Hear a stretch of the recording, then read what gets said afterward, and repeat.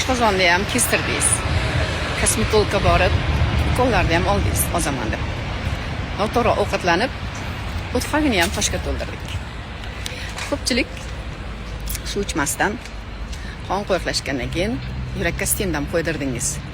Suyaklarimizda gapirmasak ham bo'ladi. O'sha temirlarni qo'ydirdingiz, lekin 10 yildan keyin sizni qanday muammolar kutayotganligini bilganingizda edi. Siz bu operatsiya qildirmagan bo'lardingiz, chunki men o'zimning boshimdan o'tgan.